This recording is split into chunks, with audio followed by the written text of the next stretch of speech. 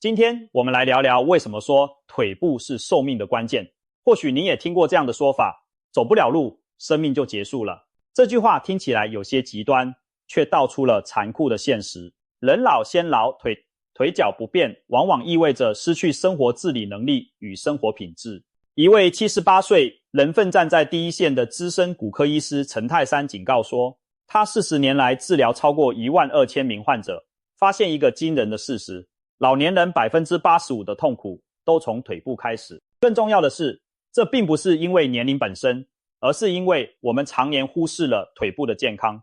试想一下，到了晚年，如果因双腿无力而不得不整日坐在轮椅上，生活起居都需要他人帮忙，那将是多么无奈的情景。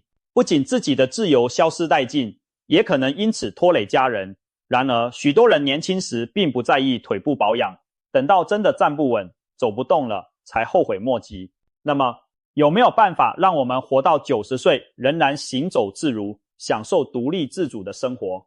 根据陈医师多年经验总结，他提出4个维持腿部年轻的习惯，就算再懒也一定要坚持做。这4大关键分别是促进腿部血液循环、锻炼下肢肌肉力量、均衡营养饮食，以及培养良好的日常生活习惯。接下来我们将深入探讨这4个原则，每一点都可能决定您晚年的生活品质。首先，我们来谈谈腿部的血液循环。许多中老年朋友都有这样的困扰，一坐久就觉得腿脚冰冷肿胀，站起来时甚至会头晕眼花。这其实就是腿部血液循环变差的表现。人的小腿肌肉常被称作第二心脏，因为当我们走路或活动时，小腿肌肉不断收缩挤压血管，就像帮浦一样，把血液从下肢向上推回心脏，帮助全身血液顺利循环。然而，如果长时间不动，这个帮浦功能停滞，血液便会积滞在腿部。您可能注意过，久坐之后小腿会浮肿发胀，甚至出现静脉曲张的青筋，这就是血液回流不良的结果。血液长期循环不佳，除了腿脚冰凉麻木，还会加重心脏负担，因为心脏得更加卖力将血液从远端抽回。此外，循环差还可能引发血栓、下肢动脉硬化等严重问题。那么，我们该如何促进腿部的血液循环呢？陈医师提供了几个简单有效的方法，包含踝泵运动、冷热交替足浴、抬高腿部和腿部按摩等。这些方法不需特殊器材，随时在家就能进行。踝泵运动，这个运动非常简单，随时都能做。坐着或平躺时，将双腿伸直放松，然后用力将脚尖朝着自己身体方向勾起，再放松指向前方，如此反复，好像用脚在踩水。脚踝一上一下的动作，就像帮浦在抽动小腿肌肉，能有效将滞留在腿部的血液挤回心脏。每次持续踝泵动作数分钟，特别是当您久坐一段时间之后，做一做踝泵运动，有助于避免血液积水在腿部。这个微小的动作对预防静脉栓塞也有帮助，因为长时间不动导致的血栓往往发生在下肢，所以不妨养成习惯，看电视或办公时，每隔一会儿就活动一下脚踝，让第二心脏持续跳动。冷热交替足浴，很多人知道热水泡脚能促进血液循环，但如果再加上冷水交替，效果更佳。准备2盆水，一盆温热约40度左右的水，一盆较凉的冷水。先将双脚浸泡在温水中约3到5分钟，让血管扩张，血流加快。接着换到冷水中约30秒到1分钟，冷水会令血管收缩。如此冷热交替进行几个回合，就像在训练血管的弹性和收缩能力。热胀冷缩的交替刺激能显著促进腿部的血液循环，减轻腿部肿胀和疲劳感。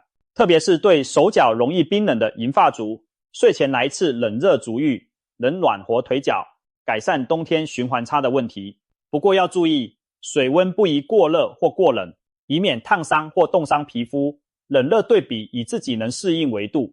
此外，糖尿病患者或末梢神经感觉较差的人，泡脚时更要小心水温，以免意外烫伤。抬高腿部，抬高双腿是一个简单却有效的促进循环方法。当我们将腿部抬高，高于心脏的位置时，重力会帮助静脉血液回流，减轻下肢水肿。例如每天睡前躺在床上时，可以在小腿下方垫一个枕头，让双腿稍微高起，或者平时坐在沙发上休息时，把脚抬放在茶几或矮凳上，哪怕只是抬高15分钟，都能让您明显感到腿部肿胀消退，脚掌暖和起来。特别是白天站立走路较久的人，晚上抬腿可以舒缓一整天的疲劳。有人甚至养成习惯，睡前躺床上，把腿靠墙举高，所谓倒立腿姿势，这也是不错的方式。总之，让双腿定时高高在上，可以大大改善血液循环，预防静脉曲张和腿部沉重感。按摩腿部，轻柔按摩也是促进腿部血流的好方法，不需要专业按摩师，自己在家就能动手。您可以用双手从下往上揉捏小腿肚和大腿肌肉，力度以感觉舒适为宜。这种按摩能够刺激肌肉收缩和放松，帮助血液和淋巴液循环。同时，按摩可放松紧绷的肌肉，减少抽筋的机会。如果觉得用手按摩太费力，可以借助泡沫滚筒、瑜伽滚筒，放在小腿下来回滚动，或者使用市售的腿部按摩器，每天花10分钟按摩腿部，对久坐或久站导致的酸麻都有缓解作用。更棒的是，按摩能释放压力，让人放松，有助于睡眠，一举多得。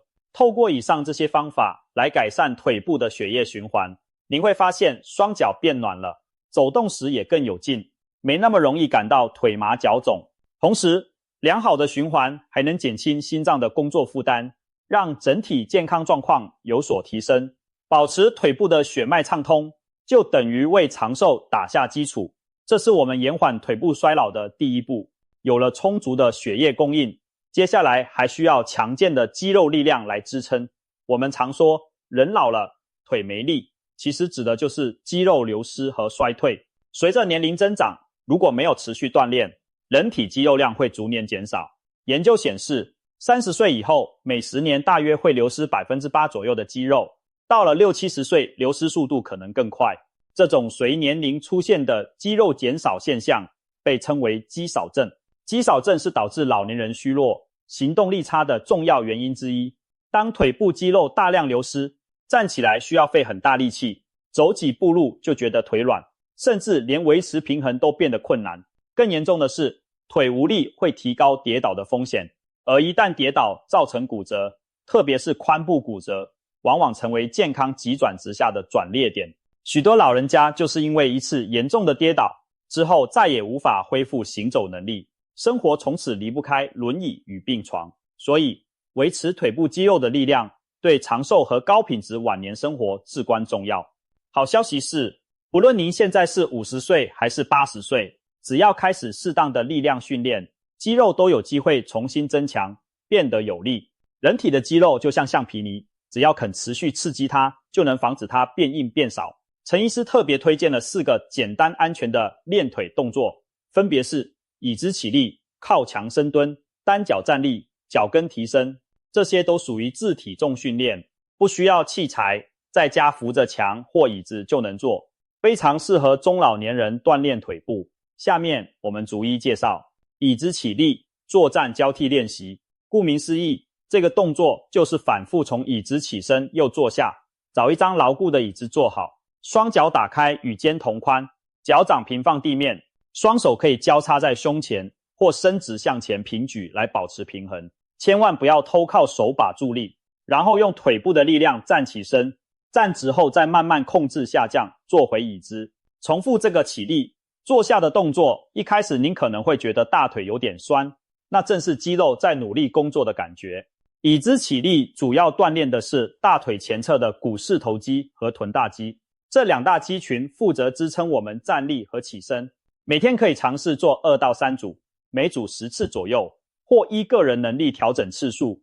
如果刚开始腿力不足，站起来时可以稍微用手扶膝盖辅助，但尽量还是让腿用力，随着训练进步再慢慢减少手的帮助。长期坚持，您会发现从椅子站起来变得越来越轻松，腿部力量明显提升。靠墙深蹲，深蹲是公认的锻炼下肢的王牌动作，但许多长辈可能做自由深蹲会觉得吃力或姿势不稳。靠墙深蹲提供了很好的支撑与安全性，做法是背靠墙站立，双脚往前踏出约半步，与肩同宽，然后慢慢弯曲膝盖往下蹲，让背部沿着墙滑下，好像坐在看不见的椅子上一样。下蹲到大腿与地面平行或略高的位置就可以，不用蹲太低，以免膝盖压力过大。在这姿势下停留10到30秒，感觉大腿用力在燃烧，之后推腿站起回到直立。这一下蹲一起立算1次，开始时可以做5次，休息一下再做下一组。靠墙深蹲能强化大腿前后侧和臀部的肌肉耐力，对膝关节也有稳定作用。若觉得困难，可以从浅蹲开始，蹲一点点角度就起来，逐渐增加深度和停留时间。每天练习，您的腿部肌耐力会逐步提升，爬楼梯、上下坡这些动作也会更省力。单脚站立，这是一个训练平衡能力与小腿踝肌肉的动作。平衡感对老年人非常重要，因为很多人就是因为平衡不好才容易跌倒。练习时，先扶着墙壁或椅背站稳，然后抬起一只脚离地，让身体重量由另一只腿支撑，维持单脚站立的姿势。初学者可以先扶着支撑物站10秒，感觉不摇晃后试着松手，看能否单脚自主站立几秒钟，然后两腿交换，换另一边单脚站。每天轮流练习，每边各站几组，随着平衡感改善，可以尝试延长单脚站立的时间。目标是每只脚能站立30秒甚至1分钟不跌倒。进阶者还可以挑战闭眼单脚站，但要确保周围环境安全，有人保护。单脚站立时，脚踝周围的肌群会努力稳定身体，这可以强化我们的踝关节和小腿，预防常见的扭伤。最棒的是，平衡感的提升大大降低了跌倒的风险，让您的双腿更加听话。脚跟提升，小腿踮脚。别忘了强化我们的小腿肚肌肉。小腿后侧的腓肠肌不仅关乎行走速度，还肩负着前面提到的第二心脏功能。练习很简单，站立时扶稳椅背或墙壁，然后脚跟慢慢抬起离地，用前脚掌站立，感觉整个身体被颠高了，然后再放下脚跟回到地板，反复踮脚放下这个动作。开始可以做20次为一组，休息一下，连做2到3组。踮脚时，您会感到小腿肌肉收紧用力，这正是在增强小腿力量，小腿肌有力，走路时推进速度会提高，爬楼梯也更轻松。同时，小腿肌肉发达能更有效帮助血液回流，减少静脉曲张的问题。这个简单的踮脚动作，长期坚持效果不凡。您或许很快就会发现自己的小腿曲线更结实了，走路也更稳当。透过椅子起立、深蹲、单脚站立、踮脚这几招，您相当于给腿部安装上一台强劲的马达，肌肉变强壮了，腿自然稳健有力。陈医师形象地说过，持之以恒锻炼腿部，能让您的腿比实际年龄年轻30岁。也就是说，假如您现在60岁开始练腿，若干年后您的腿脚状态可能媲美没有锻炼的30岁年轻人。当然这话有些夸张的成分，但确实反映出锻炼对延缓腿部老化的巨大作用。就算达不到年轻几十岁，至少您可以让70岁的自己拥有50岁的腿力。那时候上下楼梯、生病、康复的能力都会比同龄人强很多。记住，肌肉是老年人最好的存款，年轻时多锻炼1分，晚年就多1分本钱去对抗衰老和疾病。运动为腿部健康打下了基础，但光靠运动还不够，营养也要跟上。第3个重要习惯就是保持正确均衡的营养。腿部的肌肉、骨骼、关节都需要各种营养素来维持和修复。如果饮食跟不上，前面的锻炼效果也无法充分发挥。特别是随着年龄增长，身体对某些营养的吸收效率降低，更需要我们有意识的补充。以下是腿部健康饮食中最关键的几点。充足的蛋白质。蛋白质可以说是腿部的建材，肌肉的生长、韧带的修复乃至骨骼的强韧都离不开它。许多银发族因为胃口变小或牙口不好，往往吃的蛋白质不够。例如，有些长辈习惯早餐1碗稀饭配酱菜，中餐青菜汤面，晚餐稀饭配点豆腐青菜。这样的菜单看似清淡养生，其实蛋白质严重不足。长期如此，身体会偷偷分解肌肉来提供养分，导致肌肉日益减少，腿脚无力。为了维持肌肉和体能，每一餐都应该有优质蛋白质的来源。瘦肉、鱼、蛋是动物性蛋白的极佳来源，牛奶、鸡蛋、豆腐等也富含蛋白质。如果您不太吃肉，则要特别多摄取黄豆制品、豆浆、豆腐、豆干等，以及奶类来补充。一般建议成人每公斤体重每日需要约1克蛋白质，老年人甚至建议 1.2 克。例如体重60公斤的长者，每天应摄取约60到72克蛋白质。换算成食物，大概是一个蛋约含7克蛋白，一杯牛奶约8克，100克鸡胸肉含约20多克，100克豆腐约8克。您可以稍微估算一下自己每天蛋白质是否达标，如果不够，就要有意识地多吃蛋白质含量高的食物，同时注意选择低脂肪的蛋白质来源，像肥肉、油炸、肉类就少吃，以免摄入过多饱和脂肪，影响心血管健康。总之，每餐盘子里应该有1/4左右是高蛋白食物，这样才能给肌肉提供源源不绝的养分。5色蔬果，所谓5色饮食，指的是每天摄取各种颜色的蔬菜水果，确保维生素和矿物质的均衡。不同颜色的植物性食物富含不同的植化素和营养素，对腿部健康各有所注意。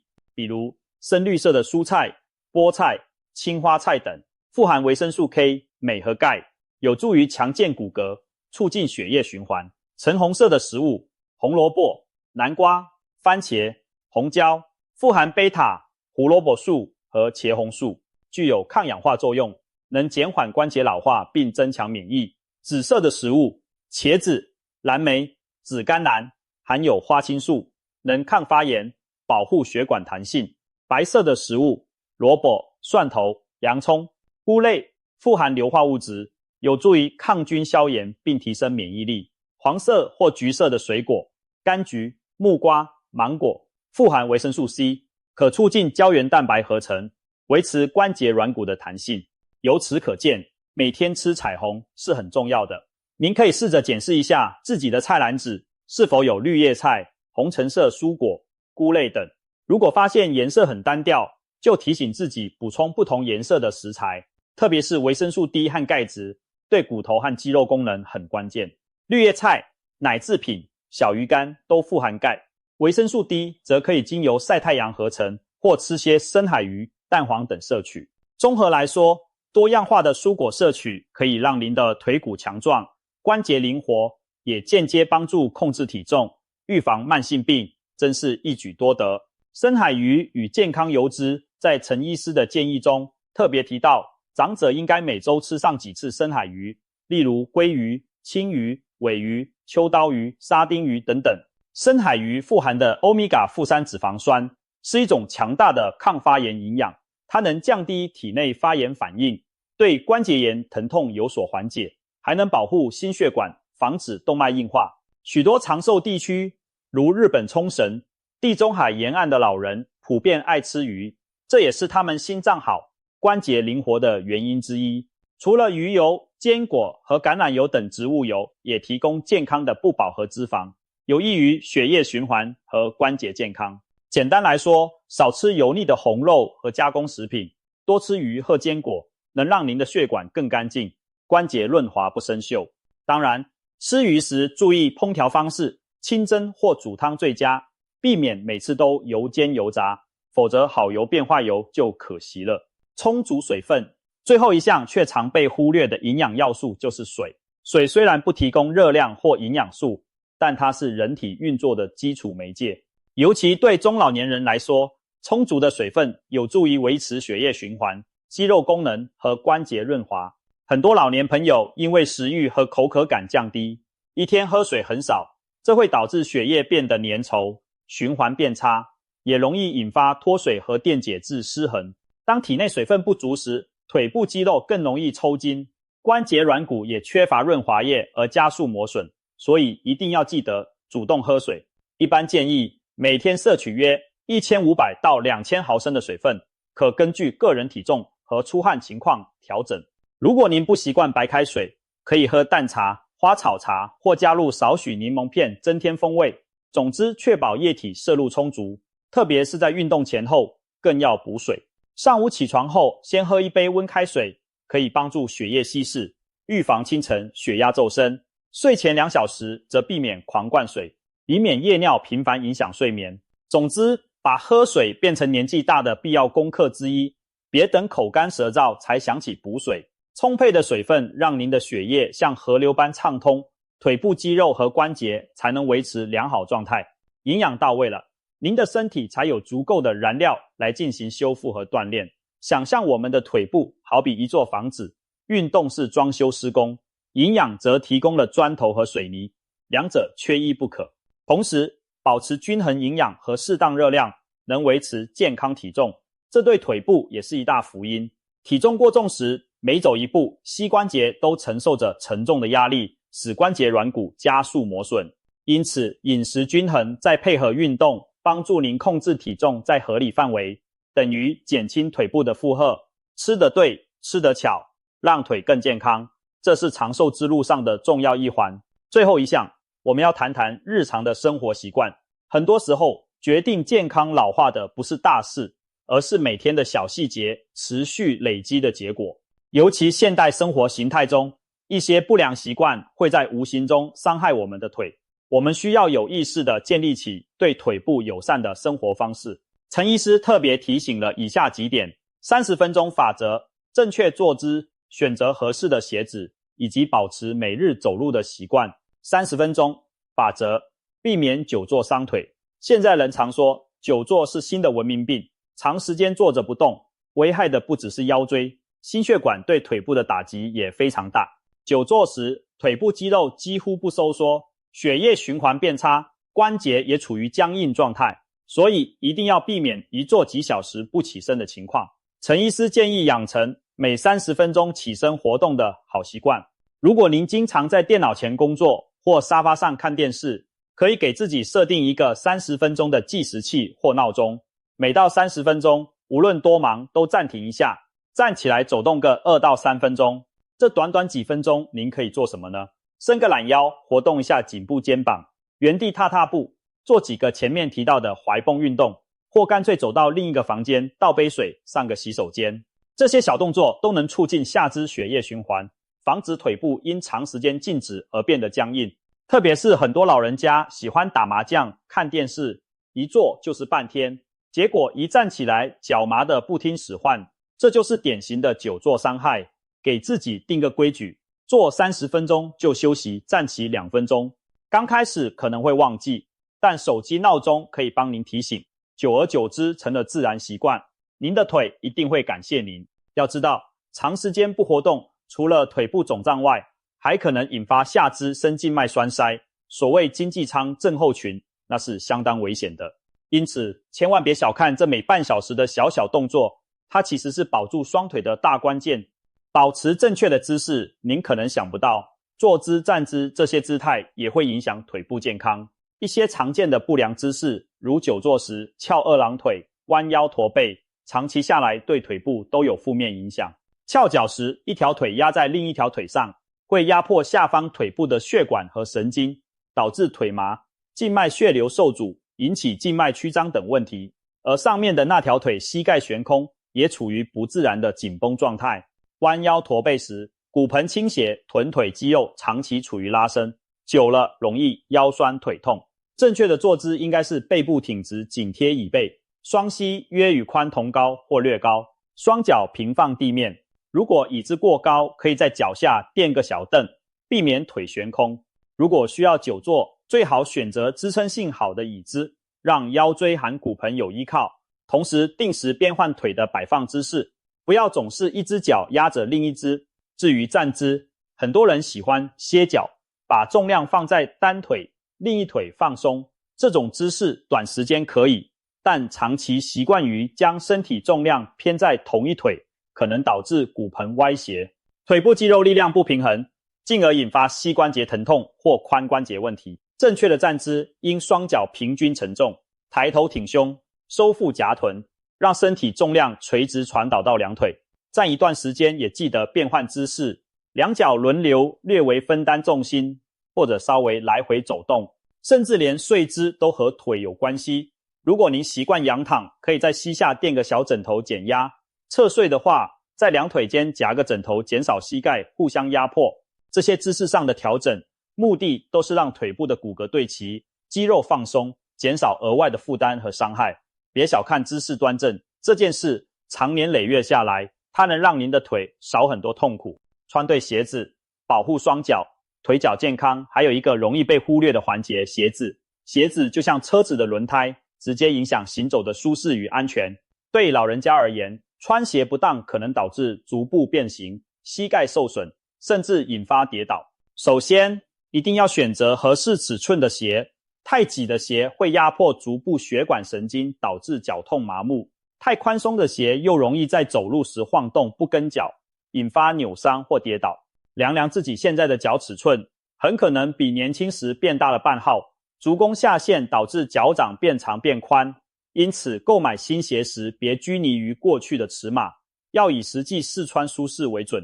鞋型方面，年纪大了应该拒绝高跟鞋和过于平薄的鞋。一双轻便、有避震垫、抓地力好的运动鞋或健走鞋是最理想的日常用鞋，它能吸收走路时的冲击，保护膝关节和脊椎。鞋底的防滑纹路可降低在湿滑地面滑倒的风险。如果在家中走动多，也建议穿着布鞋或防滑袜，不要光脚或只穿拖鞋，因为赤脚或拖鞋走路时，足部缺乏支撑，容易疲劳。拖鞋还可能被门槛绊倒。此外，定期检查鞋子的磨损情况，鞋底磨平或一边磨损严重时，就该换新鞋了。长期穿着磨损不均的鞋会让走路姿势偏斜，进一步伤害膝踝关节。对很多爱美女士来说，年轻时也许穿惯了漂亮的高跟鞋，但随着年龄增长，还是把健康摆在第一位吧。选择透气柔软、鞋头宽敞的鞋款，让脚趾不被挤压。您会发现穿对鞋子走路如履平地，膝盖也不那么酸痛了，脚舒服了，腿才能走更远的路。坚持每天走路，最后要强调的是，无论多忙多累，都请给自己留一点时间，用双脚去丈量世界。每日走路这个习惯可以说是最经济实惠又效果卓著的长寿秘诀之一。俗话说，树老根先枯，人老腿先衰。但换个角度讲，如果我们能让腿不衰老，人不就能保持年轻吗？每天走路就是在告诉双腿要继续年轻工作。走路不需要特别器材场地，只要一双好鞋，一条平坦的路即可。在能力允许范围内，尽量每天累积30分钟左右的步行，可以是一大早空腹散步，也可以是饭后走一走，帮助消化，或晚上饭后漫步消食。您可以依自己的时间安排，将走路融入日常。去买菜时，提早一站下车走过去；接孙子放学时，在学校附近走几圈；公园里和邻居边聊天边走路等等。走路的速度因人而异，不必强求快。能够微微喘，心跳有点加速，但还可以谈话的速度就很适宜。刚开始如果走10分钟就累了，那就走10分钟休息一下，分段完成30分钟。许多年长者一开始体力差，但坚持几周后会发现走路时间越来越长，脚步越来越稳健。走路不仅锻炼腿部肌肉和心肺功能，还促进骨质生成。因为走路时有轻微撞击刺激骨骼，可以预防骨质疏松，甚至对大脑都有好处。有研究显示，规律运动如走路能改善大脑的血液供应，降低失智风险。您看，简简单单走一步路，其实带动的是全身上下的健康。所以把每天走路当成给自己的处方签吧，日积月累，它能换来日后行动自如的生命品质。当然，如果您的膝关节已经有退化性关节炎或其他问题，走路时要量力而为，选择平坦的路面，必要时带上膝盖护具以增加稳定性。可以选择走停、走交替的方法，例如走10分钟，休息2分钟，再走10分钟，如此循环，减轻膝关节负担。或者以骑脚踏车、游泳等低冲击有氧运动替代部分走路时间。这些运动同样对腿部有益，而且更温和。如果天气不好，无法户外行走，也可以在家原地踏步，踩踏步机。重点是天天让双腿动起来，别偷懒。一旦养成每日步行的习惯，您会发现不走反而浑身不对劲。这说明您的身体已经享受到走路带来的益处，并开始上瘾了。就让这种健康的上瘾伴随您直到高龄吧。综合以上所说，我们得出了腿部长寿的4大法宝，促进血液循环，强化肌肉力量，均衡营养补给，以及良好的生活习惯。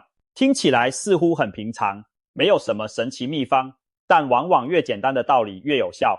只是在年轻力壮时，我们常常忽视了这些道理，等到腿脚出了问题才追悔莫及。现在您已经了解了保持腿部年轻的关键，那就从今天开始付诸行动吧。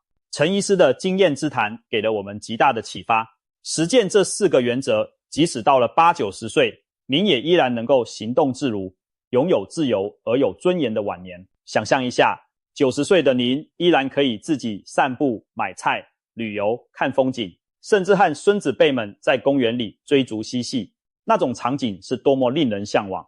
反之，如果我们现在不重视腿部健康，继续让它日渐退化，可能用不了多久就得拄着拐杖，坐着轮椅，在家中望着窗外发呆，而家人也为我们的起居操碎了心。生命的长短或许有命运的成分，但生活品质却掌握在我们自己手中。我们都希望将来的自己是个腿脚有力、生活独立的可爱长者，而不是卧病在床，需要他人全天看护的沉重负担。所幸现在开始做改变还不算晚，无论您目前是中年还是老年，只要循序渐进地把上述建议融入生活，身体都会慢慢朝好的方向转变。